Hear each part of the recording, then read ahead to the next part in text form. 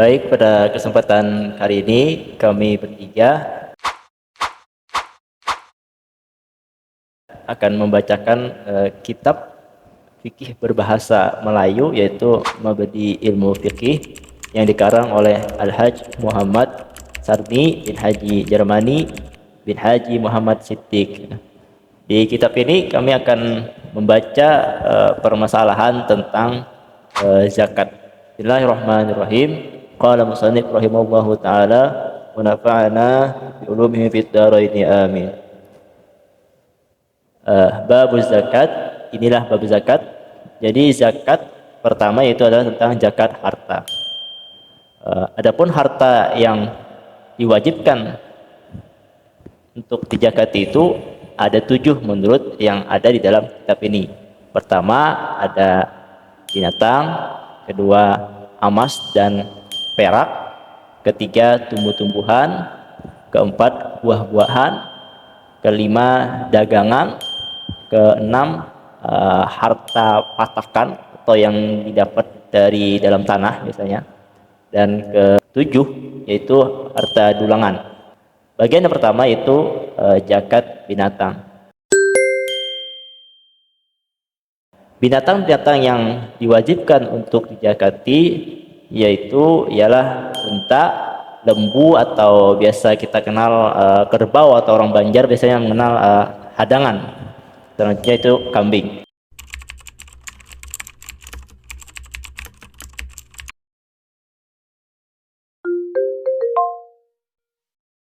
Maka mula-mula diwajibnya zakat lembu dan zakat kerbau, yaitu ketika kita memiliki 30 ekor, tiap-tiap 30 zakatnya seekor lembu kerbau. Maksudnya jika kita memiliki 30 ekor lembu atau kerbau, maka zakatnya itu seekor lembu yang berumur 1 tahun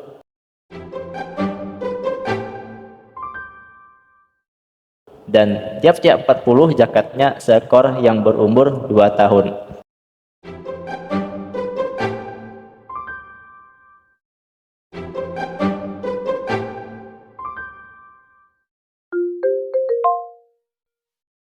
Kemudian zakat kambing, maka bermula-mula wajib zakatnya 40 ekor. Dikeluarkannya zakat seekor kambing yang berumur 1 tahun. Jika kambing kibas atau biri-biri, dan jika kambing Jawa berumur 2 tahun.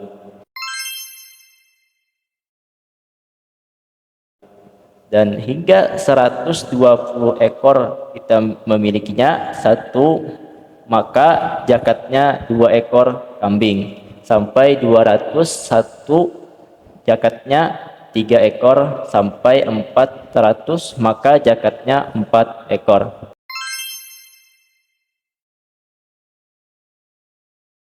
Kemudian tiap-tiap 100 ekor kambing zakatnya seekor.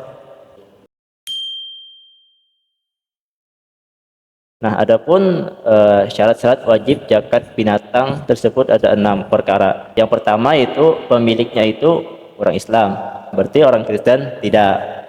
Dan yang kedua yaitu merdeka, artinya dia tidak dalam pengampuan orang lain. Yang ketiga milik sempurna. Yang keempat nisab. Nah, keempat syarat yang tadi ini berlaku pada tiap-tiap atau seluruh bagian zakat. Adapun syarat zakat yang kelima itu 1 tahun kepemilikan. Yang keenam tidak dibeli sepanjang tahun atau kebanyakannya, dan binatang itu tidak dipergunakan apa-apa. Kemudian pembahasan selanjutnya adalah zakat tentang emas dan perak. Bermula nisab emas berat 20 misqal, yaitu kira-kira berat 10 rupiah.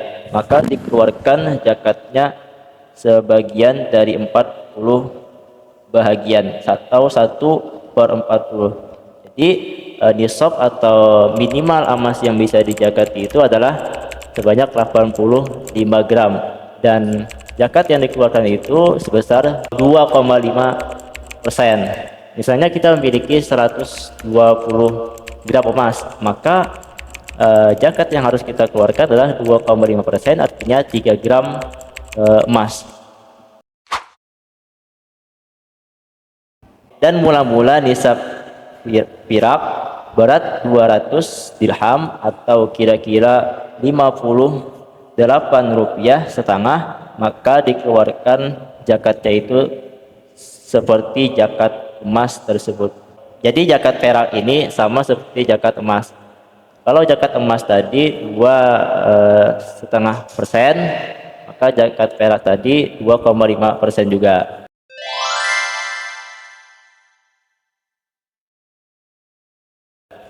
Selanjutnya, adapun uang kertas maka diwajibkan zakatnya seperti uang perak juga dan menilai harganya.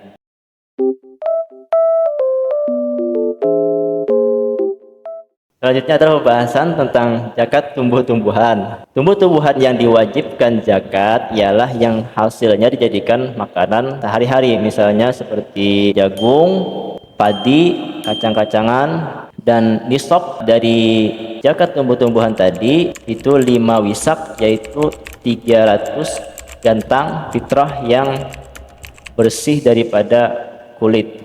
Adapun padi maka nisabnya 2 kali itu, yaitu kira-kira 85 belek minyak tanah, maka dikeluarkannya zakat 1/10 bahagian. Zakat fitrah.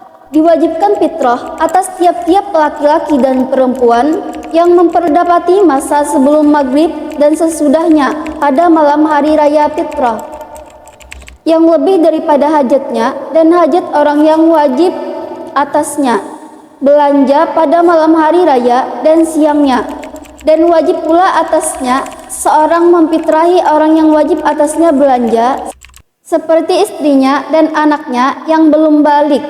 Maka dikeluarkan fitrah bagi satu orang segantang makanan yang beradat dimakannya tiap-tiap hari seperti beras bagi kita di sini, dan segantang fitrah itu kira-kira 3 liter 1/4. Adapun waktunya itu mulai tenggelam matahari di malam hari raya fitrah sampai tenggelam matahari di hari raya, dan afdalnya pada pagi-pagi hari raya sebelum pergi sembahyang, dan makruh mengeluarkannya sesudah sembahyang, dan haram apabila telah keluar waktunya jika tidak uzur, dan harus mengeluarkannya dari mula-mula Ramadan.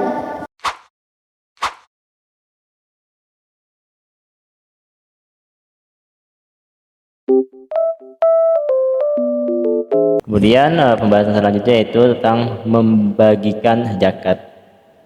Segala macam zakat tersebut diberikan kepada mustahik, yaitu orang yang berhak menerimanya, yang telah ditentukan Tuhan di dalam Quran, seperti firman-Nya, innamas shadaqatu lil fuqara'i wal masakin wal 'amilin 'alaiha wal mu'allafati qulubuhum wa fir riqabi wal gharimin wa fi sabilillah wa binis sabil. Artinya zakat ini diberikan kepada fakir miskin, orang-orang yang mengurus zakat, orang-orang yang baru masuk Islam, penebus hamba, orang-orang berhutang sabilillah, orang-orang pergi ke negara zakat. Maka nyatalah bagi kita yang berhak menerima zakat itu ialah 8 macam orang-orangnya. Tetapi jika tidak didapat ke-8 macamnya itu, diberikan kepada yang ada.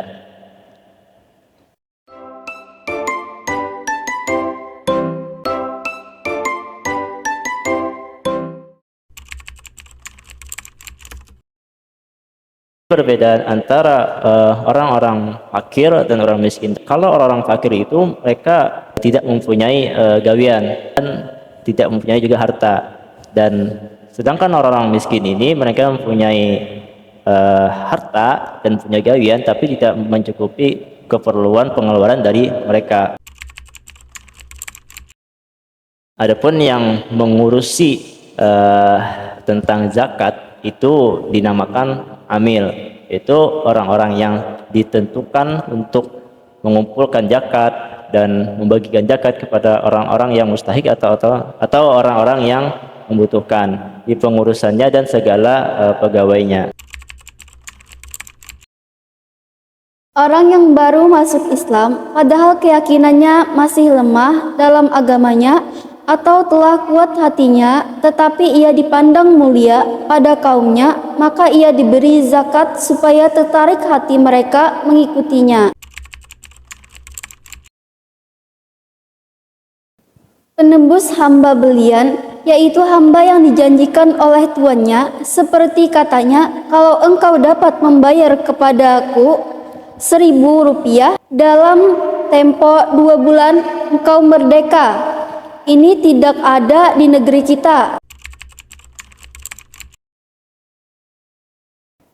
Orang yang menanggung hutang, baik pun untuk keperluannya sendiri yang bukan maksiat atau keperluan perbaikan masyarakat dan agama, maka ia diberi zakat sekedar menutup hutang itu. Sabilillah, yaitu orang yang turut peperangan melawan kafir untuk meninggikan agama Islam, dan dia tidak mendapat gaji atau pembagian harta yang didapat dari musuh.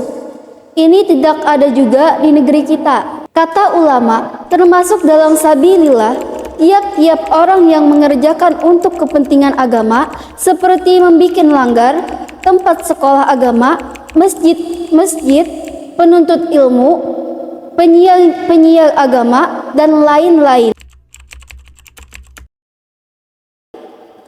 Ibnu Sabil, yaitu tiap-tiap orang yang pergi ke negeri zakat dan ia di negeri itu kekurangan belanja, sekalipun ia kaya di negerinya, maka ia diberi sekedar hajatnya. Oke, dengan berakhirnya materi tadi ya Kak, nggak kerasa kita udah ada di penghujung acara. Nah, di sini ada satu pertanyaan nih Kak, kalau boleh ya kan? Boleh. Boleh. Kebetulan pertanyaannya ini masih sekitar seputaran bulan Ramadan ya Kak, yaitu zakat fitrah. Nah, jadi pertanyaannya itu, seberapa penting zakat fitrah di bulan Ramadan ini Kak? Misalnya puasa kita ini full ya kan Kak, 1 bulan, tapi tidak berzakat itu Kak, bagaimana sih hukumnya? Bisa dijawab Kak? Izin menjawab. Zakat fitrah merupakan zakat yang wajib dikeluarkan oleh setiap muslim pada bulan Ramadan. Sebagai seorang muslim, Anda harus menunaikan zakat fitrah sebelum Idul Fitri. Jika Anda puasanya full 1 bulan tapi tidak berzakat, hukumnya Anda masih harus menunaikan zakat fitrah sebelum Idul Fitri. Zakat fitrah harus dikeluarkan sejak awal dimulainya bulan Ramadan hingga paling lambat sebelum dilaksanakannya salat. Oke, terima kasih Kak atas jawabannya.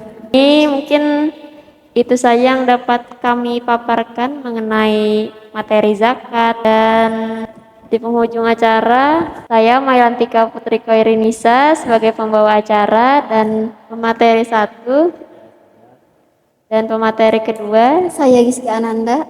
Kami bertiga pamit undur diri. Billahi taufiq wal hidayah. Wassalamualaikum warahmatullahi wabarakatuh.